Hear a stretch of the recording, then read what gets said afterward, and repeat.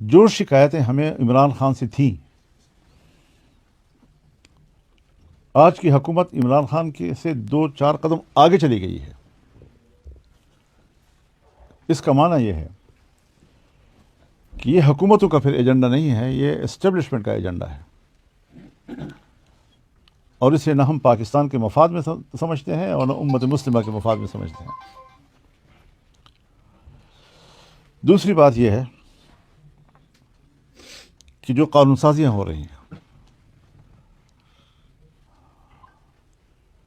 یہ قانون سازی شریعت کے خلاف ہے، اور جب شریعت کے خلاف ہے تو اس کا معنی یہ آئین کے خلاف ہے۔ آئین کے خلاف کوئی قانون ہمیں قابل قبول نہیں ہے۔ ایوب خان کے زمانے میں آئلی قوانین پاس ہوئے تھے، ہم نے تسلیم نہیں کیا تھا، ہم نے اس کو دلائل سے رد کیا تھا، لیکن ہمیں دلائل سے مطمئن کرنے کی بجائے اس نے آمرانہ قوت کے ساتھ اپنی بنائی ہوئی اسمبلی سے پاس کرا دیا۔ آج بھی جو قوانین ہو رہے ہیں یہ اسی آئلی قوانین میں ترامیم ہے اور وہی تسلسل ہے،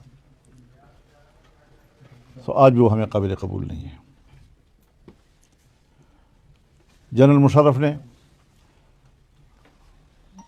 حقوق خواتین کے نام پر آئین میں ترمیم کی، جس میں انہوں نے زنا کے راستے کھولے، زانی کو سزا دینے کے لیے قانونی پروسیجر کو مشکل بنایا، اور آج جائز نکاح کے لیے مشکلات پیدا کی جا رہی ہیں۔ یعنی حرام زنا اس کے لیے سہولتیں اور جائز نکاح اس کے لیے مشکلات پیدا ہو رہی ہیں۔ کیا یہ ایک اسلامی ریاست کا تصور ہے؟